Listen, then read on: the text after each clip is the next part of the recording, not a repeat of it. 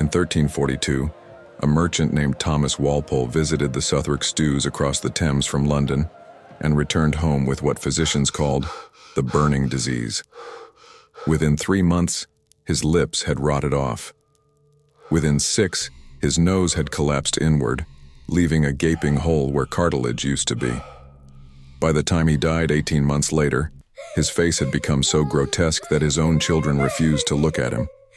And the thing that should genuinely disturb you about that story is that nobody treated it as unusual, because it wasn't unusual, because that was just ordinary life in the brothels of medieval England. Or that is the world you would have walked into if you'd been alive in 1342. The line between pleasure and disfigurement came down to a single encounter. Roughly 1,000 women worked in 18 licensed brothels in Southwark alone, all sanctioned and profited from by the Bishop of Winchester himself. The concept of bacteria wouldn't exist for another 500 years. And the most sophisticated medical explanation for why your face was rotting pointed to an imbalance of humors or divine punishment for sin. You would not have survived any of this. And over the next several minutes, I'm going to walk you through exactly why.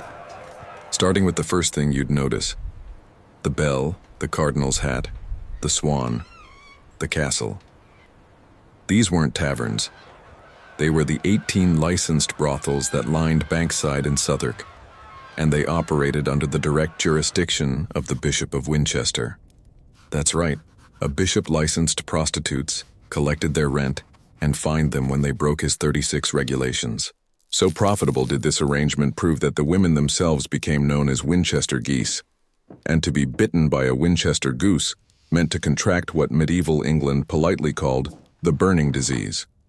What it actually meant was that your genitals would erupt in open sores within weeks, followed by a rash that spread across your entire body, then years of dormancy, and finally a slow disintegration of your face and brain that could last decades.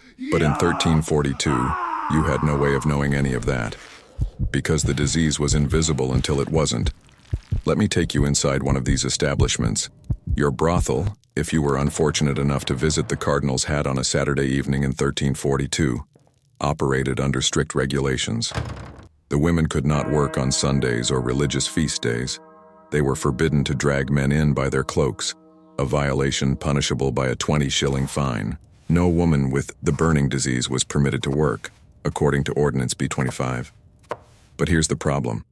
The burning disease didn't burn right away. It hid. A woman could be infected for weeks, even months, showing no symptoms whatsoever, and the regulations had no mechanism to detect that. So the rule meant nothing, and you walked in anyway.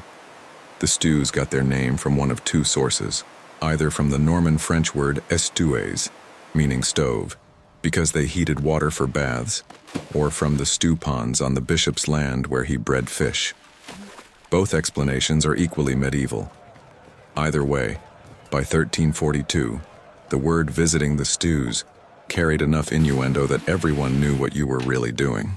The bathhouses doubled as brothels, and the brothels doubled as bathhouses. And somewhere in that steam and sweat and shared water, an infection that would later be called the Great Pox, the French disease, and eventually, the name we're forbidden to say for another few minutes, was spreading like wildfire through a city that had no concept of contagion. Here's the thing about medieval medicine that most people get completely wrong.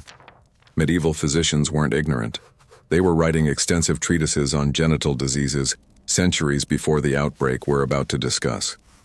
John of Gaddesden, a 14th century English physician, documented pustulant conditions of the male member in remarkable detail. John of Ardern described surgical treatments for genital fistulas with diagrams that would make modern surgeons wince. And a Franciscan friar named Arnaud de Vergniaud became so afflicted with apparent symptoms after an encounter with a prostitute that he vowed never to sleep with a woman again, opting instead for sodomy with young men, which the church considered the lesser sin. The medieval mind didn't lack knowledge, it lacked the right framework. They knew sex could transmit disease. They just thought the disease was a form of leprosy, or divine punishment, or an imbalance of hot and wet humors flooding the body. They had no concept of a microscopic organism burrowing into your blood and lying dormant for years. Which brings us to the treatments. If you contracted the burning disease in 1342, your physician would prescribe one of three approaches. First, bloodletting, because obviously draining a quarter of your blood would restore humoral balance. Second, a salve made from mercury and animal fat, which had been used to treat skin diseases since 1363. And third, if you were wealthy enough, fumigation. You would sit naked on a bottomless stool over a fire of burning mercury while the vapors rose into your body.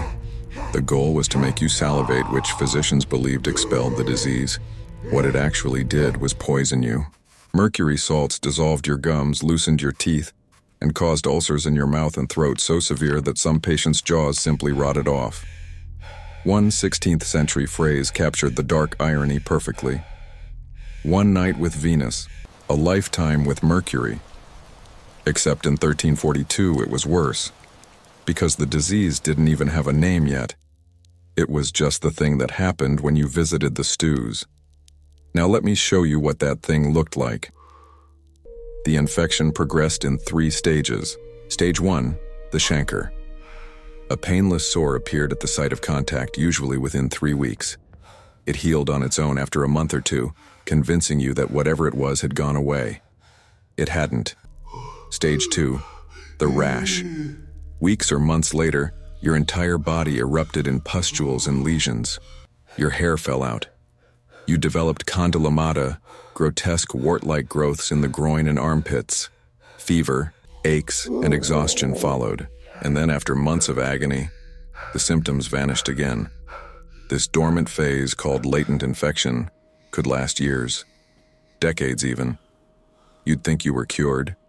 You weren't. Stage 3, the collapse. This was tertiary infection, and it was where the true horror lived. Gummas, tumor-like masses of rotting tissue, appeared on your face, often destroying your nose, lips, and palate. Your nasal cartilage collapsed, leaving you with what physicians called saddle nose. Some lost their eyes. Others lost the ability to speak coherently as the infection ate through their soft palate. And if it reached your brain, which it often did, you descended into madness. The asylums of the 15th and 16th centuries were filled with aging syphilitics, blind and insane, their personalities destroyed by an enemy they couldn't see and medicine couldn't stop. Carved ivory noses became a medieval industry. Wealthy victims commissioned artificial noses made from ivory, metal, or wax to cover the gaping hole where their real nose used to be. These prosthetics were held in place with ribbons tied around the head and had to be removed at night because sleeping in them caused infection. Gasparo Tagliacozzi, a Bolognese surgeon in the late 16th century, pioneered an early form of plastic surgery specifically to rebuild noses destroyed by the disease. His technique involved grafting skin from the upper arm onto the face, a procedure so agonizing that patients had to be restrained during surgery. His 1597 work, De Cortorum Chirurgia per Incisionem, became the definitive guide to facial reconstruction for victims of what was by then called the Great Pox. But in 1342, none of that had been invented yet. In 1342, you had the Winchester geese, the burning disease, and a bishop who collected rent from both. When the women died, and many did, they were buried in unconsecrated ground at Crossbones Graveyard in Southwark, a mass grave for prostitutes, paupers, and the diseased. No Christian burial, no headstones, just a pit in the ground where the outcasts went when their bodies finally gave out. The graveyard still exists today, preserved by local residents who hang ribbons and flowers on the iron gates in memory of the Winchester geese. And that tells you everything you need to know about how medieval society treated the women who served its desires and carried its plagues. Here is the darkest irony in this entire story. The very institution meant to regulate the disease made it worse. By licensing the brothels, the Bishop of Winchester created a centralized system where infected women could pass the disease to dozens of men per week, who would then carry it home to their wives, who would pass it to their unborn children. Congenital infection became epidemic. Babies born with deformed teeth, a condition called Hutchinson's incisors. Babies born blind. Babies born with collapsed nasal bridges. All because their fathers visited the Swan or the castle on a Saturday night. And the regulations? They were useless. Ordinance B-25 said no woman with the burning disease could work, but the burning disease hid for months, so the ordinance protected no one.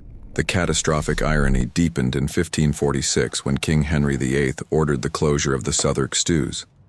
Not because he cared about public health, but because soldiers and sailors were returning from campaign too diseased to fight. The official brothels shut down.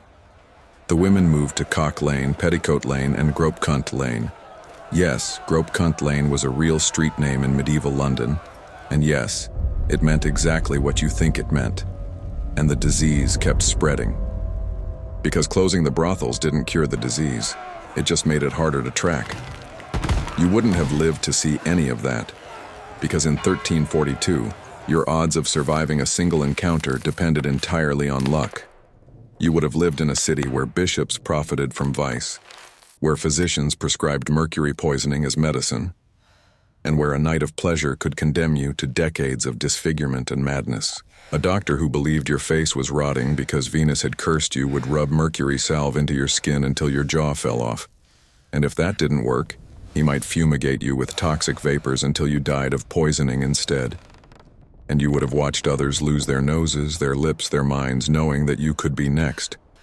But if you survived, the world that greeted you was a city coming to terms with a plague it couldn't name and didn't understand. Medical authorities called it the French disease, the Neapolitan disease, the Spanish disease, each nation blaming the other for its origins. The name we know today wouldn't be coined until 1530, when an Italian physician named Girolamo Fracastoro wrote a poem about a shepherd cursed by the gods. And by then, millions across Europe had already died or been disfigured by the thing medieval England simply called the burning disease. The world before 1342 and the world after bore almost no resemblance to each other, because one night in the stews could end your life as you knew it. And in 1342, you had a bishop licensing sin for profit, mercury that killed faster than it cured, and a prayer that the burning in your groin wasn't the thing that would take your nose 20 years later. Your face was stored in an ivory mask, if you could afford one, and that counted as good medicine at the time, which tells you everything you need to know about the 14th century.